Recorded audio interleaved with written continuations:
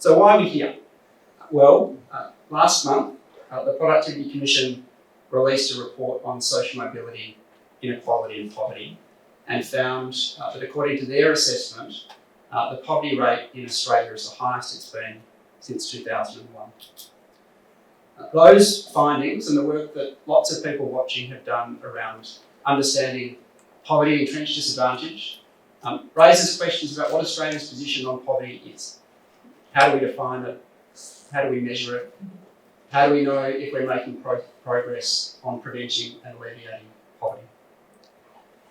It's particularly relevant for this university and this place, given that it was 50 years ago next year that Australia's first commissioned inquiry into poverty, the report was released, the Henderson Inquiry.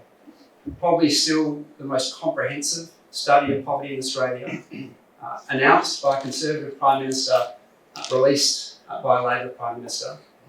And yet 50 years on, or nearly 50 years on, we still don't have an agreed definition of poverty in Australia. We're an outlier in that we don't have a recognised poverty line, unlike hundreds of other countries, nor do we have official poverty measures. And we know that what we measure matters enormously to understanding the progress of a nation and the progress of our economy and our society. So it's a real honour to introduce our special guest today, who's in Australia this week, Professor Sabina Al-Khaia, and also the other special guest that will be joining Sabina in a panel conversation after she gives a presentation. So first, let me say a little bit about Sabina. So Professor Sabina Al-Khaia is the Oxford Professor of Poverty and Human Development, and she directs the Oxford Poverty and Human Development Initiative.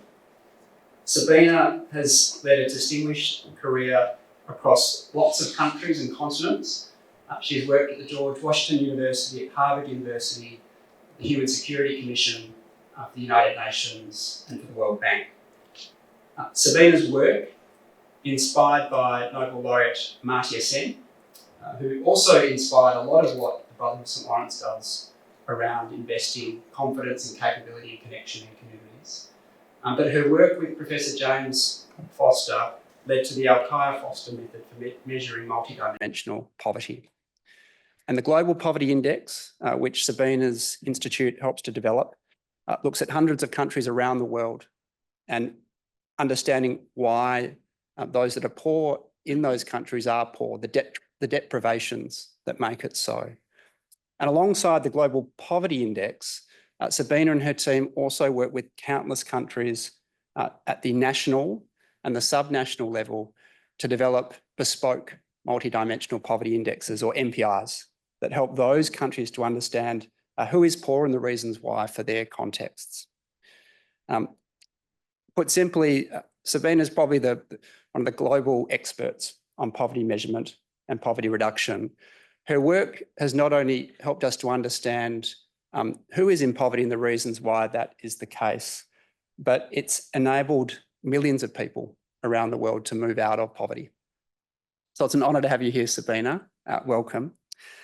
Last night, Professor Al-Khaia delivered our Sample Oration, which is BSL's annual event, which sort of sheds light on a critical social justice issue facing Australia. And this year we decided to focus on something which Australia has not done, unlike most countries around the world, and that is commit to official poverty measures. Before Sabina gives a presentation, I just want to announce who else will be joining her on the panel. And it's a wonderful group. So first of all, we have Professor Roger Wilkins.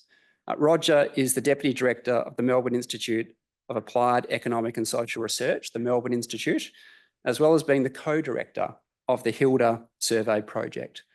So that is the Household Income and Labour Dynamics in Australia survey, which started in 2001 and has been transformational in helping us to understand the shifting nature of economic and social wellbeing. Roger's research interests include the nature, causes and consequences of labour market outcomes, retirement behaviour and outcomes, the distribution and dynamics of individuals' economic wellbeing, and the incidence and determinants of poverty, social exclusion and welfare dependence. And as part of his work in the Hilda Survey program, Roger produces the annual Hilda Survey statistical report, which every year analyses the latest release of the Hilda data. Our next panellist is Jenny Davidson, who is the CEO of the Council of Single Mothers and Their Children. Welcome, Jenny. Jenny has held diverse management roles in women's, youth and health organisations in Australia with a focus on women's rights. Jenny holds an MBA from Melbourne Business School and is passionate about growing equality and creating opportunities for others to flourish. And Jenny is a single mum and sole care of her son. And our third panellist is the wonderful Dr. Nicole Biskey, who joined the Brotherhood of St Lawrence last year as our Director of Social Policy and Research. So Nicole's had an extensive career in social policy, advocacy and research in government and the not-for-profit sector. She's worked most recently in the Victorian Government, at Homes Victoria, at Oxfam Australia, and right across the community, government and business. Nicole has been leading a project, a joint project between BSL and the University of Melbourne on defining and measuring poverty, which has been reviewing the various tools and techniques currently used in Australia and around the world towards the development, ideally, of a set of official measures that Australia might adopt in concert with so many others around the country that have been working on a campaign for Australia to have some official poverty measures. So they're the panel. You'll hear from them in a moment. But without further ado, would you please welcome Professor Sabina Al-Khair. Thank you so much. With Trav, I would like to begin by acknowledging the traditional custodians of the land and waterways on which we gather, and pay our respects to the Aboriginal and Torres Strait Islander elders, past and present. And thank all of you here and online for being present to think about poverty and how to improve its measurement in different ways. What I will do in the next just a few minutes is, can you hear me? What I will do in the next few minutes is simply give a very basic introduction to what a multidimensional poverty measure is, with one strand acknowledging the policy uses, another acknowledging international applications, and a third just grounding us in the questions of what and how Australia could bring its creativity, innovation, ideas, compassion, and commitment to focus on this problem now.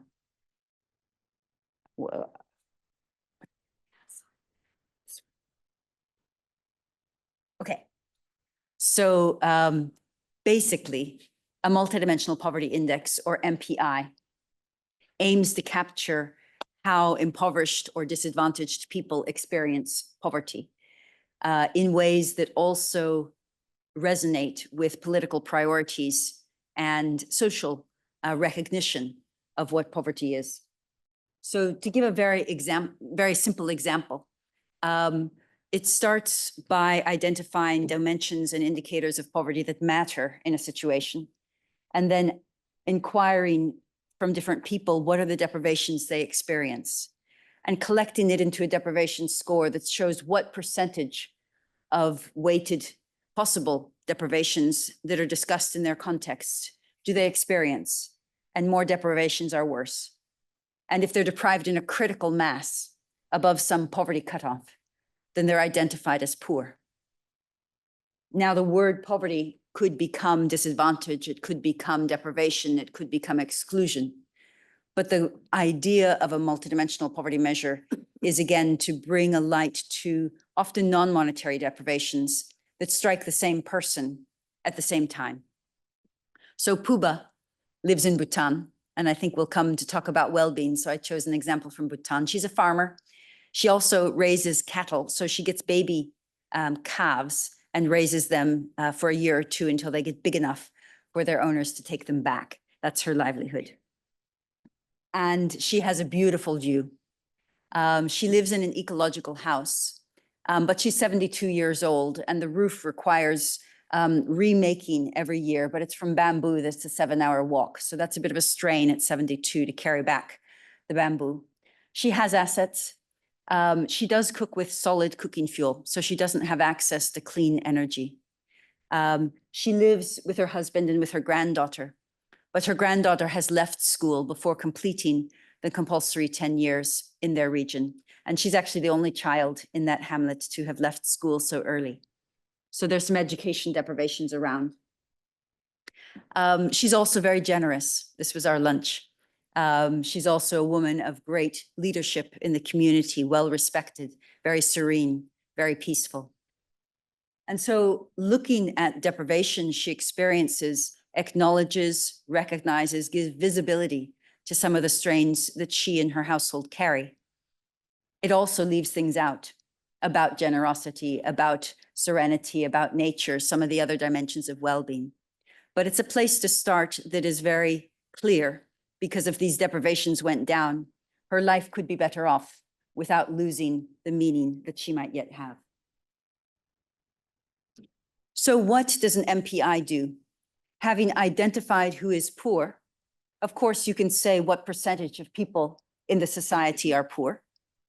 That's one number that's a sister number to the monetary poverty measure you might have. But in addition, the MPI stacks up all deprivations of all poor people. So you can see exactly what to do, because if any deprivation of any poor person is reduced, then poverty comes down. And so that's why it's a very useful tool to guide and plan policy, to check budget allocations, to see who to target and how to target, to monitor and evaluate change.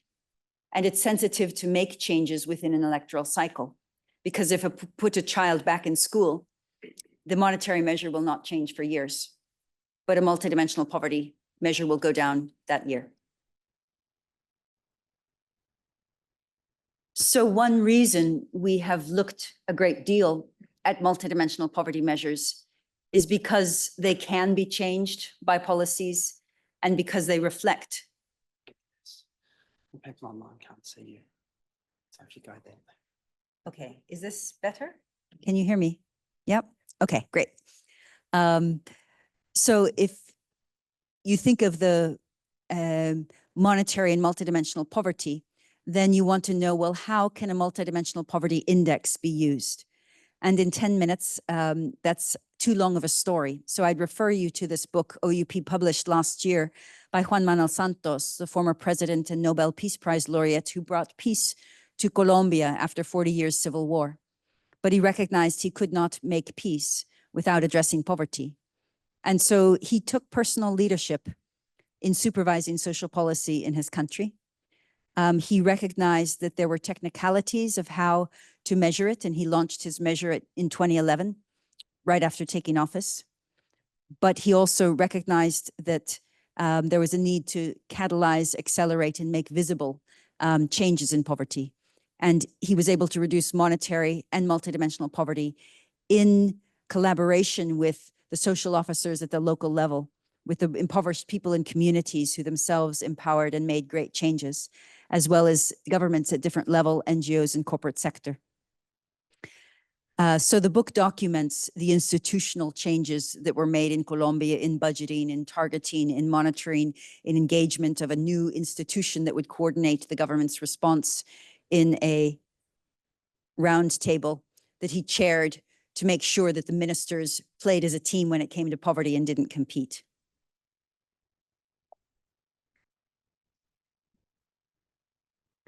There are many such cases, and I'd like to acknowledge that Costa Rica's Vice President Ana Elena Chacon drove, again, very visionary change when she was vice president, as the first vice president who released the MPI in Costa Rica, and has made a handbook for people, because she's very overt. And she says, when I became vice president, I didn't know what a vice president should do. And I had to figure out what I could do for poverty. I wanted to change it. And so she's very direct. And she's leading executive education for other people who come into political positions with a desire to make change, but don't know how to engage the power of their office with metrics. And making that connection is so vital. And it's what is necessary if an MPI is to be not just a measure, but linked to action, linked to poverty reduction. So a word on what is happening in international space. Multidimensional poverty measures came up in the 1970s, both in Europe and in Latin America, but didn't become mainstream until more recently. But a World Bank study monitoring global poverty, led by Sir Tony Atkinson, made recommendations the World Bank accepted to use monetary and multidimensional measures to monitor poverty. And they recommended multidimensional poverty indicators be developed. For example, using dimensions such as health, nutrition, education, work, housing and services, and safety from violence. Also, a group of scientists appointed by the UN Secretary General in their 2019 Global Sustainable Development Report recommended and recognized that in Sustainable Development Goals, there's an emphasis on having interlinked indices because these different deprivations in the SDGs are themselves interlinked. So they used the global MPI and national multidimensional poverty measures to look at reduction of poverty. So in the SDGs, MPI is an indicator and a target. The first goal of 17 is end poverty in all its forms and dimensions. The second indicator out of 169 indicators is to cut poverty in all its forms by 1/2 according to national definitions. That includes the national MPI. The first indicator of the SDGs is the World Bank's $2.15 a day monetary poverty measure. The second is a national monetary poverty measure, and the third is a national MPI out of 232 indicators. So at the moment, 84 countries report an MPI, 43 and 3.3 billion in developing countries, 34 in Europe, with extensive disaggregations. The global MPI we release with UNDP is available for 6.3 billion people in 112 countries from October of this year. So there's quite a bit of work. The final twist is, what would this mean in Australia? And it would be different from Bhutan. It would be different from Europe. It would be different from the other countries that have MPIs. And so I don't have an answer. I have a question.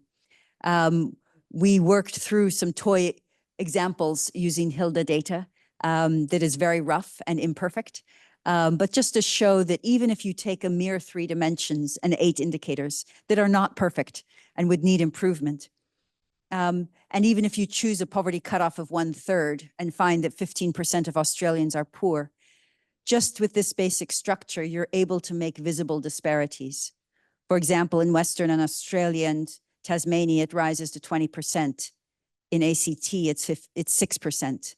Among Indigenous and Aboriginal and Torres Strait Islanders, it's 23%. Their MPI is even higher, 0.112 versus 0.063 for others. So it makes visible disparities, and it could also make visible direct changes that reduce any of the deprivations and show how there might be slightly different deprivation profiles for different groups. So I think that's what this conversation is hoping to do here, is to take that question and really locate it in the context here, hear your ideas, hear your suggestions, your criticisms, your better ideas. The field of multidimensional poverty measurement and analysis is fast changing, and young people can make a difference. There's lots of papers to publish. There's lots of new work to be done, and others are watching to see what happens in other countries so they can learn. So I'm really excited by this, and I think we should spend that time.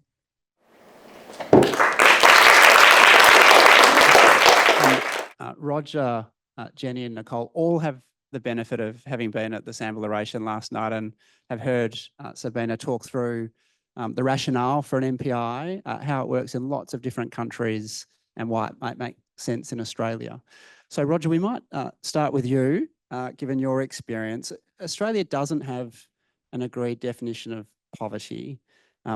We generally use an income measure or a monetary measure, and the Melbourne Institute has the Henderson Poverty Line. Can you briefly explain for the audience how that's determined and its shortcomings? Sure. Is this working? Yeah. So the Henderson Poverty Line has its origins in the first systematic study of poverty in Australia, looking at the extent of, causes of, nature of, and consequences of poverty. And that was actually work done at the Melbourne Institute under the leadership of Professor Henderson, and it was in a 1966 study of Melbourne, and that was really probably what, well, it was almost certainly what precipitated Henderson being asked to conduct the Commission of Inquiry into poverty in Australia, which culminated in the report that you mentioned, Trav, in 1975. So now I should preface everything I say here by saying that there's no perfect poverty measure. So every measure has its limitations and arguments about where it falls, or elements where it will be fair to say it falls down on. But I think this is a space where more than probably any other, you should not let the perfect be the enemy of the good. That it is much bigger sin to say that it's all too hard, and therefore we shouldn't try to measure it. So the way the Henderson went about it back in 1966 was they said they looked around and they saw, well, we have a basic wage. It was a minimum wage at the time. Plus we have an endowment, a child endowment for children. So we'll add those two together and we'll say that's the poverty threshold for a family of four. And that got them $33 a week for a family of four back in 1966. And the argument at the time was, well, this is just such an austere standard that no one's going to argue that people with less money than that are not poor. And it seems indeed that it did resonate with the broader community as being a low standard. Since then, so then as part of the inquiry into poverty, it was then updated in line with movements in average weekly wages. So it was then explicitly made into a measure relative to some measure of average living standards. And this is very common in developed countries to think about poverty in these relative terms. It reflects the fact that, human beings we are social people, we are social animals, if you like, and so our expectations beyond of what represents an acceptable life do increase as average incomes increase. To be able to participate in the normal activities of life requires you to have some sort of comparability with what the broader level of living standard in the community is, and so that was what happened up until 1980. Since then, it's been indexed with a measure of household disposable income per capita. So again, it's maintained its value relative to a measure of average living standards. But I guess as in describing that, you would say that there's an element of arbitrariness about it. I think the other limitation was that he had to make adjustments for different household types. So a family of four is only one of many possible household types. What if you have another child? How much more money do you need for that? So he didn't have much to draw on at the time, and there was a 1954 study of living costs in New York City, which he drew on to be able to make adjustments for differences across households and in their need. And arguably that adjustment is not particularly relevant to modern day Australia. So I'm not too critical of the arbitrariness of their initial threshold or maintaining it relative to a standard. Probably a bit more critical of the adjustment for living for different living or household types. But also, I suppose it stands out a bit internationally now that we have, for example, the OECD producing measures based on a half median or the Eurostat producing a 60% of median threshold, which would probably, I think, help with broader acceptance in the Australian community, moving to something that's more common internationally. Great, thank you. Thanks, Roger. Jenny, we might bring you in. So we know single parents are one of the groups most likely to experience poverty. The Productivity Commission report I mentioned last month, they found a poverty rate of around 14%, but for single parents it was nearly 21%. Having heard Sabina last night and this afternoon, other than income, what are the measures you and the Council of Single Mothers and Their Children believe are most important when we think about understanding poverty and the reasons why people are poor? Thank you for that question, Trev. Is this working? How about now? Yeah. Thanks, Roger. Look, I'm very glad you asked me the question framed like that, because when we talk about single parent families as the poorest family structure in Australia, we're masking what's a very lived reality. You know, the main difference between those parents isn't simply the gender of the parents. We have other data that shows that 37% of single mother families are living in poverty, below the poverty line. Many more are in financial hardship, whereas that number is only 18% for single father-headed families. And this is where we see in Australia the most clear example of the feminisation of poverty. It's driven by a number of elements, but it's really important that we don't simply mask over it as, oh, well, you know, there's only half as many adult hours in the household to provide everything that family needs. It's much more than that. The unpaid care load for single mothers, even in shared care arrangements, tends to be much higher than for the, the non-primary father figure. We have the gender pay gap coming into play, and with it, the lack of secure family-friendly jobs that these women can turn to. So it's a highly casualised workforce, which was, as a consequence, decimated by our COVID lockdowns, for example. We have very high levels of family violence and long-term recovery that comes from that. We have very long drawn-out family law cases. We have low levels of paid child support in many sectors of these families. The affordable housing situation in Australia is in real crisis, and that is going to get worse before it gets better. So there's an extraordinary number of issues that really what we're seeing with single mother families is they're at the coalescence of a whole bunch of structural barriers that becomes a lived reality. And if we simply gloss over it as family type, we aren't able to make the same informed decisions about the kind of policy levers that would really make a change to this. So, and we do have a lot of data. Australian data has, the Australian government on different levels has data on the gendered, household composition and, the impact of location or, any of the factors that we were talking about. And if you look, for example, at the personal safety survey, so Dr. Ann Summers was able to get access to the 2016 data and come out of a process of analysis and say, right, 60% of single mother families have a history of family violence.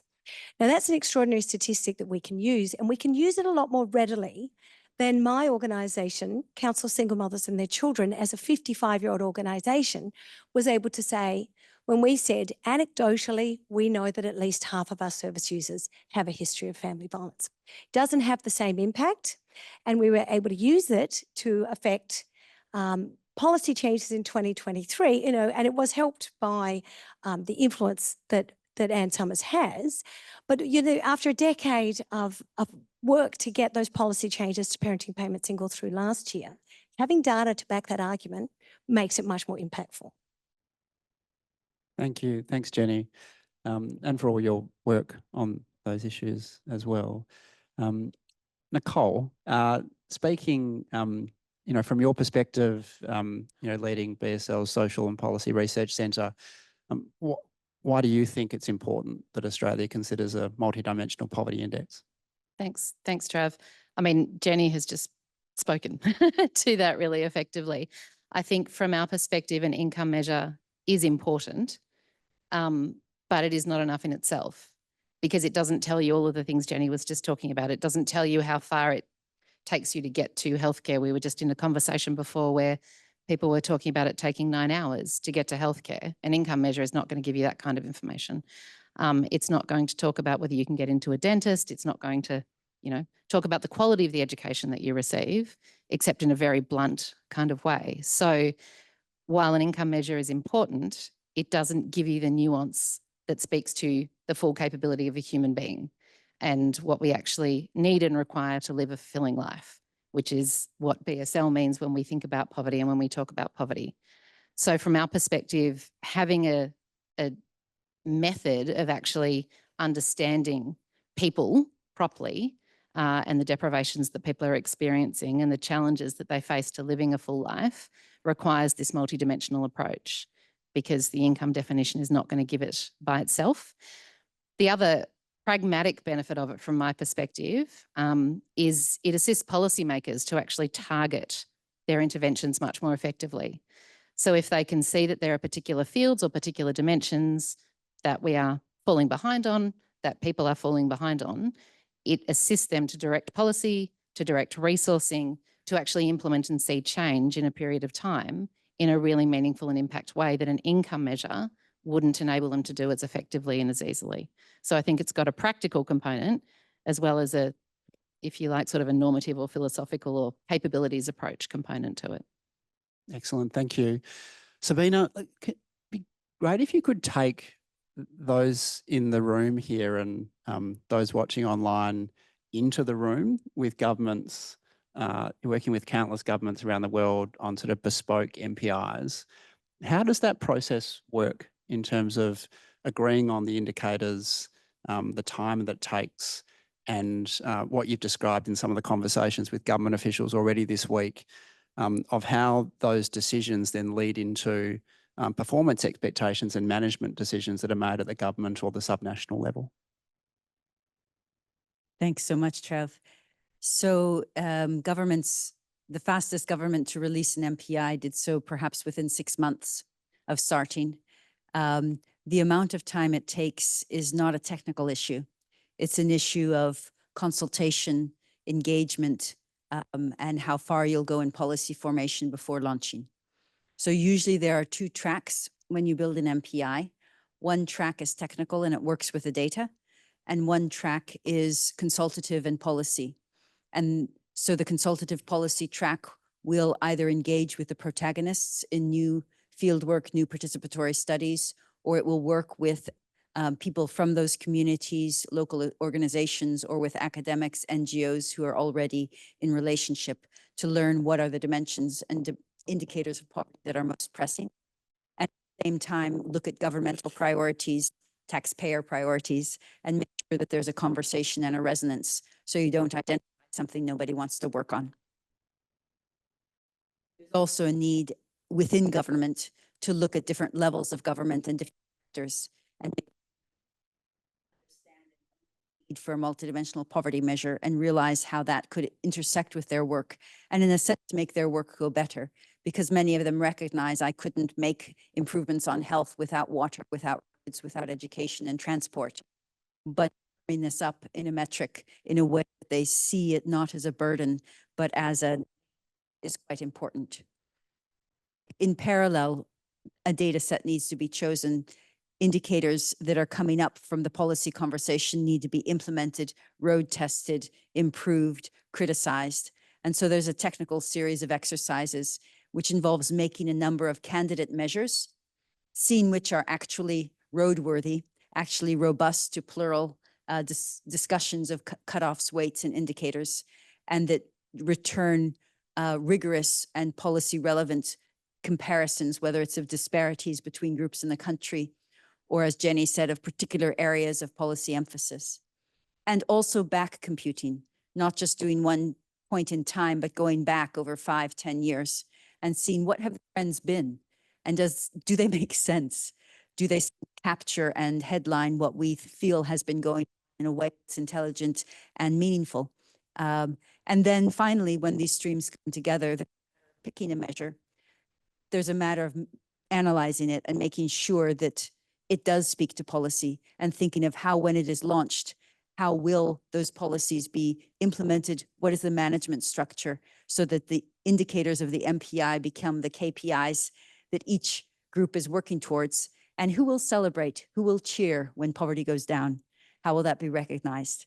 So I think those are some of the procedural issues that are really important, because by the time the measure launches, you really want it to be something that resonates with many, many different actors in government, in NGO sector, in academia, private sector. Thank you. I mean, you talked about choosing a data set.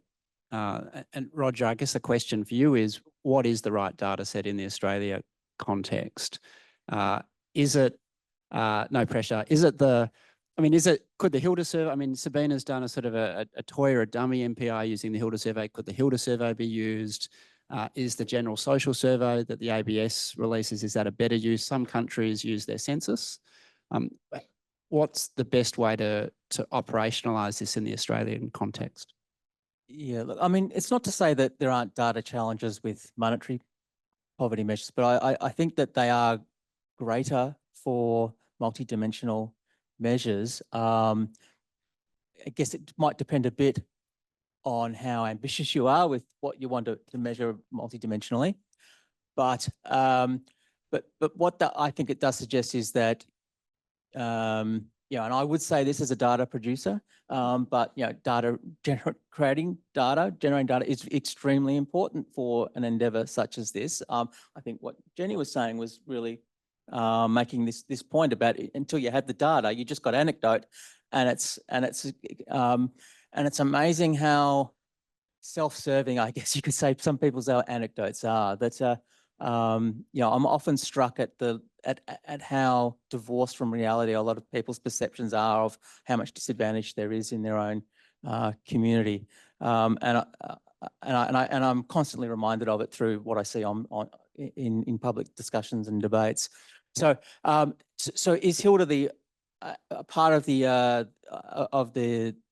equation? I would absolutely say yes. Is it the totality? Probably not. But I think it has a few advantages. One, it started in 2001, so we already have we're coming up for 24 years of data. So that allows you to look back and get this longer term perspective on how we're tracking. It's annual, and it's a very rich data source. It's quite unusual amongst Australian data sources in being having information on a range of life domains in the one source. And that's really important for what Sabina was talking about how it allows you to look at the individual level. It's all very well to have one measure from an administrative data source on how many are completing school, and another measure from another data source on a health outcome. But you can't then look at, well, what's the intersection between those two? Deprivation is at the individual level, and so with having it in one place in Hilda, you can look at those intersections. You can produce these measures of how multiply deprived the one individual is. So I think Hilda is certainly, I think, part of it. You mentioned the general social survey, which is a promise at this stage. Very much, I would say it's almost certainly going to happen, but it only has a certain number of years of funding, and it would be, I mean, even though there have been general social surveys in the past, it's a classic case of perhaps not wanting to put all your eggs in one basket. But I think that would be a useful resource going through, depending what's in it, and depending on how long-lived it ends up being and whether it can survive a change of government. So far, Hilda's been very good at surviving changes of government. So. It's been very resilient. So, Nicole, I mean, how could we progress an MPI in Australia? Understanding, of course, the point that Sabina has made that the best countries use a monetary measure and a multidimensional index. So advancing an MPI doesn't mean not agreeing a monetary measure. That's something Australia would need to do. But how would an MPI be progressed? So we're taking advantage, of course, of Sabina being here to speak with a number of key stakeholders who may or may not be interested in doing exactly what the question is asking me. Obviously, ideally, government would take this on, and government would do this along with an income measure or a monetary measure, and identify the appropriate data sources and develop it appropriately. The other possibility, of course, is that it happens outside of government as a demonstration. So whether it's done by a sector such as the sector that BSL is in, whether it's done by the Productivity Commission or someone like that, there are different options. I think in terms of some of the challenges, picking up Roger's phrase from before, it's not letting the perfect be the enemy of the good and thinking that this is too hard and too complicated. Sabina has set out and done this in over 150 countries, I think, in total. and has a really well-oiled machine as to how this is done, and has written, there are multiple handbooks on how this can be done, in fact. So it's not that it's difficult to do, it's just having the political will effectively if that's what's going to happen. And certainly best placed from, I guess, our perspective would be that it is picked up by government and that government does run with this. And Jenny, you spoke really powerfully before about sort of cascading challenges for single parents, particularly single mums. How useful do you think an MPI would be in the Australian context for the work that you do, but also for the work that others do across the sector in their interactions with government and in the decisions that governments make about the support they provide across the community and the services that they integrate and fund? First of all, well, women's lives are multidimensional, so we certainly need a multidimensional index to understand poverty and inequality. And there are such gendered aspects to poverty. So, time use, unpaid work, agency, family planning, and then of course there are the intersectional elements such as age, disability, and there's many more single mothers with a disability and or raising children with a disability than the general population. And that's not apparent if you simply, look at a top line figure. So cultural background has got a lot of impact for some groups on being a single parent and on the social capital that is accessible. And so is location. I mean, it's a very different experience if you're a sole care single mother to one in co-parenting or a grandmother or kinship carer, someone from a cultural background who's becoming a single mother or a young single mother, which of course is the exception these days. When we really look at the situation, so for example, we need more data to understand medium and long-term recovery from family violence. The government, on many levels, the governments are starting to, have sufficient funding. We're not there yet, but we need more funding for crisis support, but nobody's doing anything else. So we provide medium and long-term recovery for family violence, but we've never had any family violence money. And if we were able to track the journey that these families are making over time, we would be able to make an argument for investment in that. So too for child well-being. So for example, children right now, the vast majority of children in single-parent households are in the rental market. They're never going to get public housing. There isn't enough. And unless their families have complex needs, they won't ever have public housing in all likelihood, and they will never be in a family that owns a home. And this country doesn't have a rental market that's set up to give families any security of tenure. So what we're going to create is a generation of children for whom that hypermobility of having to move repeatedly because of housing unaffordability and lack of security, the impacts will be on their education and their future well-being. And similarly with the health, because, if you're barred from, really by a open rental market from securing rental property because, there are none that cost less than 30% of your mother's income, then you're living in substandard housing, and the health ramifications are going to become more acute the longer this goes on. So there are some significant issues that the government isn't yet focusing on sufficiently. Thank you. We might go to questions that have come in online and also questions in the audience. So if you'd like to ask a question, please raise your hand and we'll come to you. I can see lots of hands already. Let's go to a question online first. And I might fuse two questions that have come in, Sabina, for you. One is around some of the differences you've seen in the selection of domains and indicators in countries and what it says about the individual collectivist aspirations of those countries, and also which countries have been particularly distinctive in the way they've chosen indicators and domains in a culturally sensitive way and handled questions around data sovereignty in a really mature and culturally appropriate way. Thank you so much. Those are really great questions and very thoughtful. In terms of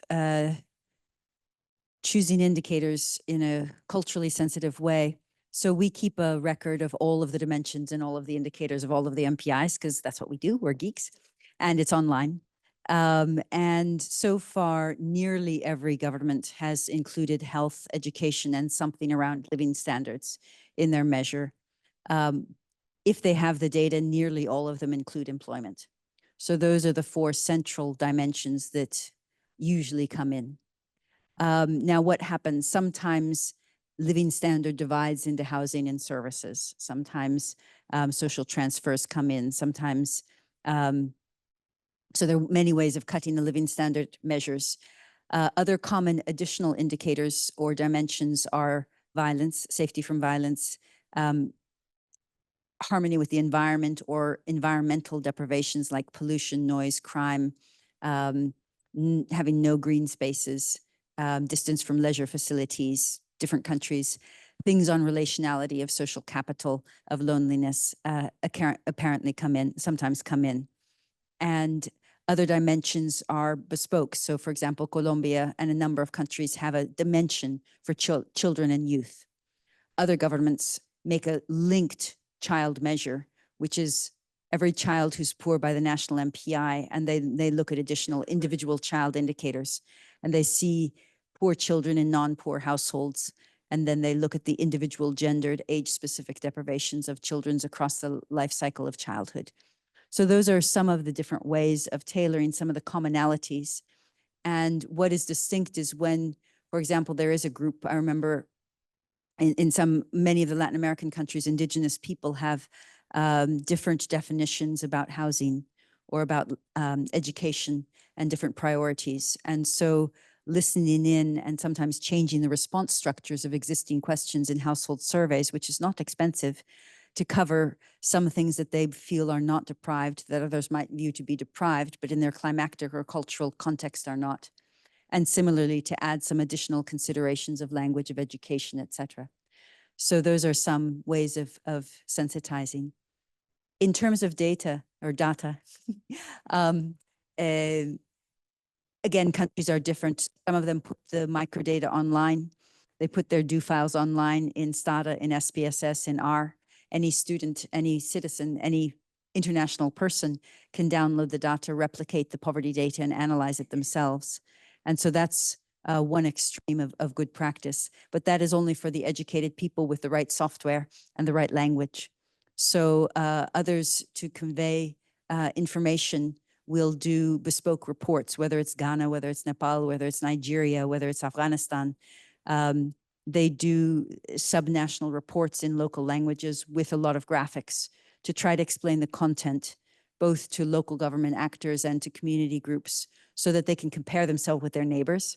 That's always very popular. And so that they know what to do and what's their priority. And importantly, when it's updated, they know if they've done a good job, so that there's a sense of progress, a sense of momentum. Thank you. So we might take 3 questions from the audience, and Bridie, who has the roving mic, I might ask you to choose 3 people. And if you ask your question, then the panel are so flexible and adaptable, I'm sure they'll be able to pick the questions that they'd like to answer. Hi, my name's Anne, and this is for everybody. It's great to do all these studies, but if the government and the public are not willing to take notice of it, I mean, there have been recommendations. The government were willing to have the independent recommendation they had a pay rise, but they didn't raise pensions and job seeker to a livable level. And there have been recommendations on housing for years, but nothing's ever been done about it.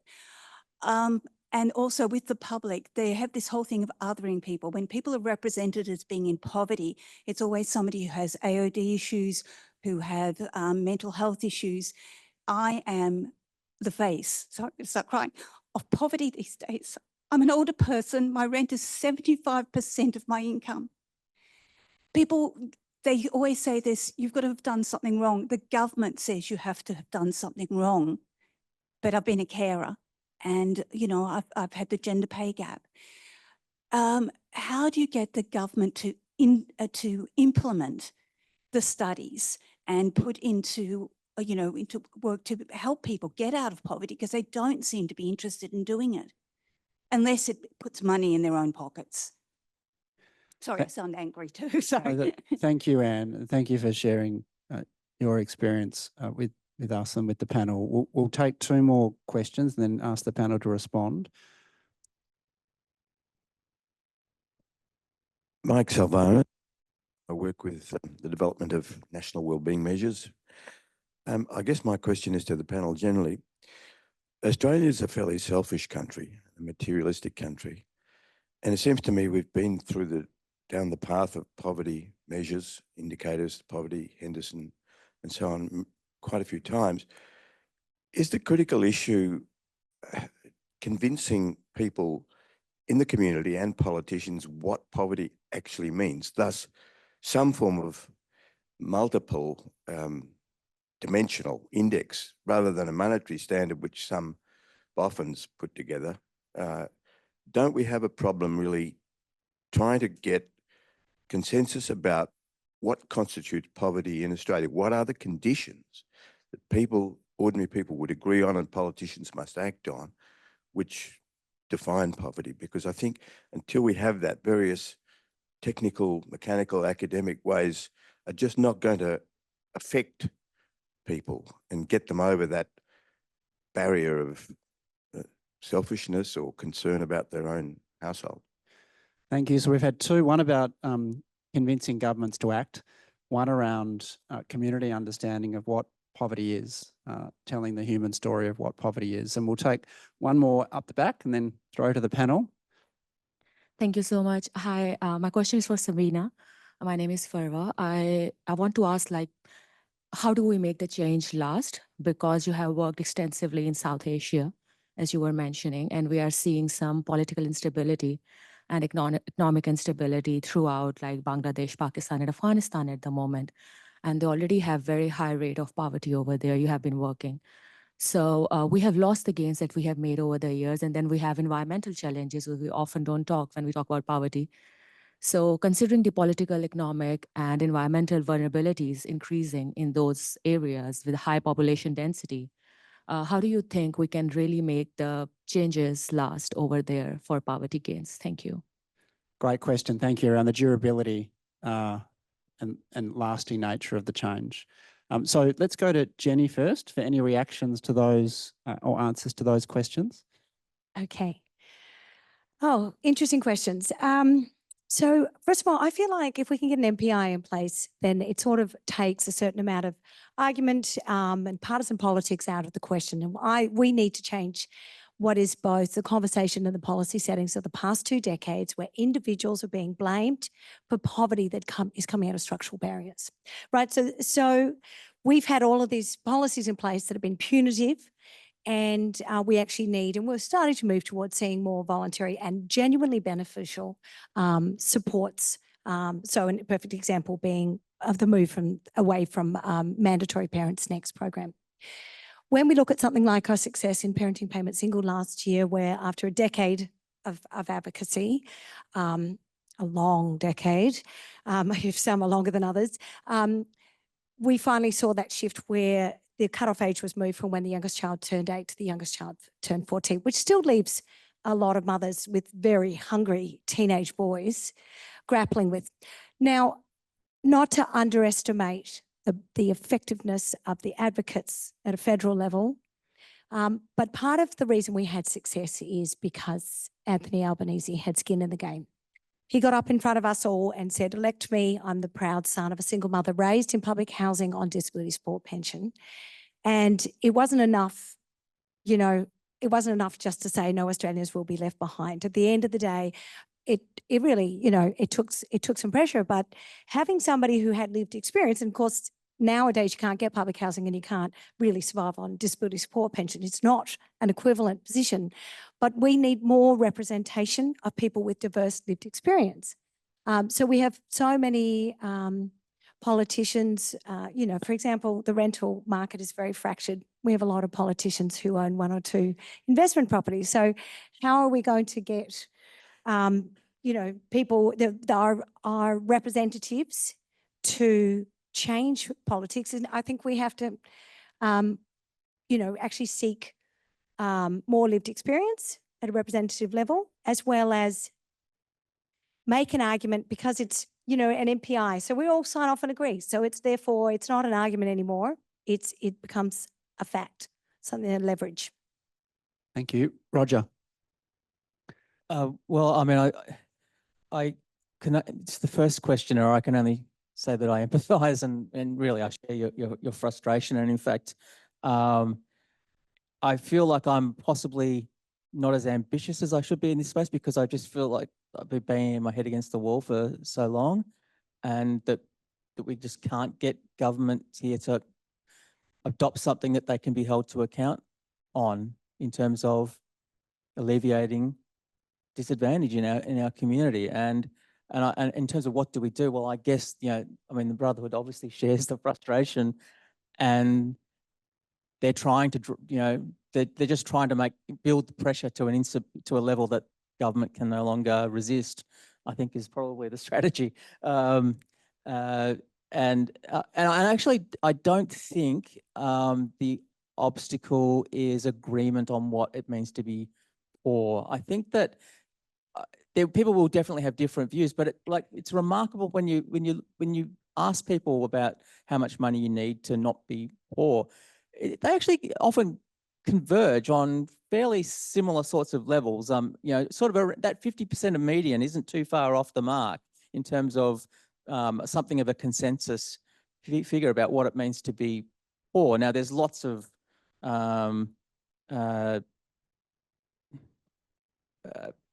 exceptions to that and nuance to that, but I don't think that's the big obstacle. I think the bigger obstacle is ignorance, and that's partly because if we had an official measure, if it was getting the same attention as the inflation rate and the unemployment rate and the GDP growth rate, then there would be the corresponding pressure on policymakers to do something about it.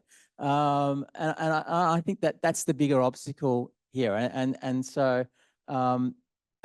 So I think, in a way, sort of to answer both questions, we just need to somehow make the pressure irresistible to adopt at least a monetary standard. Thank you, Roger. And Sabina. Thank you. Again, as a technical person, I came in to work on poverty thinking that better measurement would help. But I agree with Anne that it can just sit on a shelf.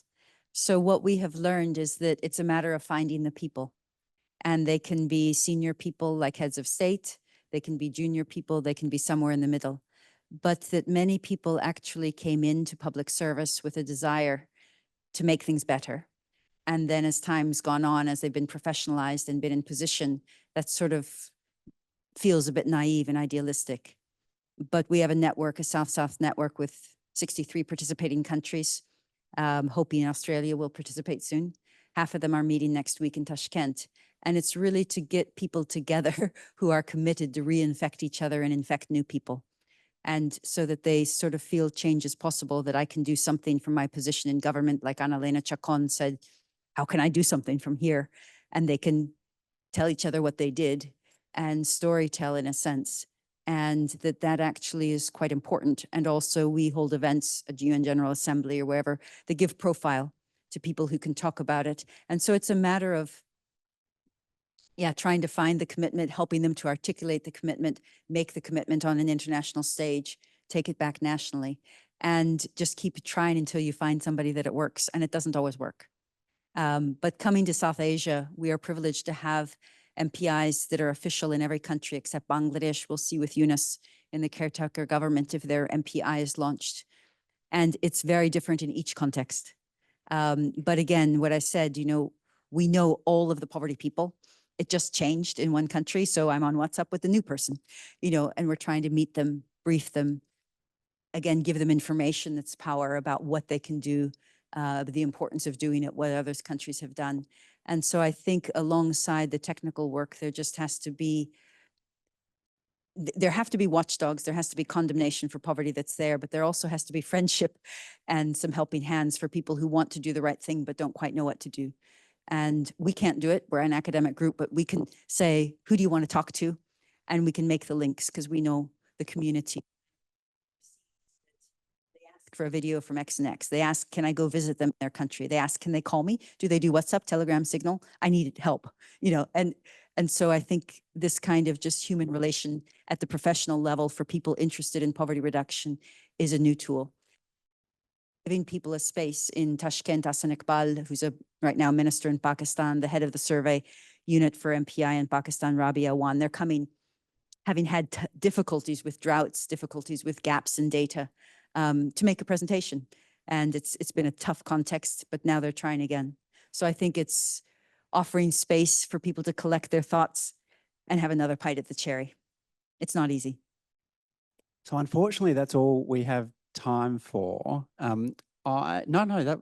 We covered a lot of ground. I want to finish with a couple of remarks that I think can leave us with some hope and optimism. So one is a phrase that Sabina used last night in her oration, which was that doing this well, finding the right people and the right networks, can be a catalyst for action that makes visible and celebrates success. And the other is from a former Vice-Chancellor of this place, Glyn Davis, who is now the Secretary of Prime Minister and Cabinet. And he wrote a book called On Life's Lottery in 2021.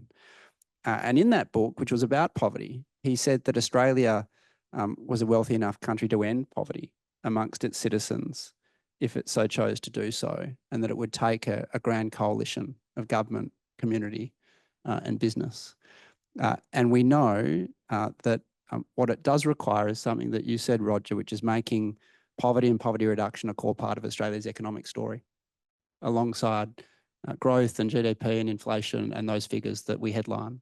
But it will also take everyone watching here and watching online to make it so, that we have made it a core part of our economic story, embedded with a broader approach to wellbeing, embedding capability and allowing people to live flourishing lives right across the community.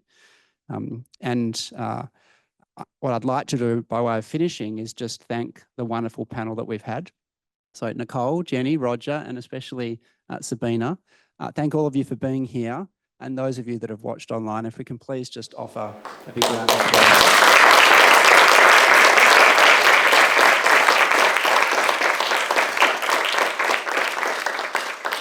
Thank you.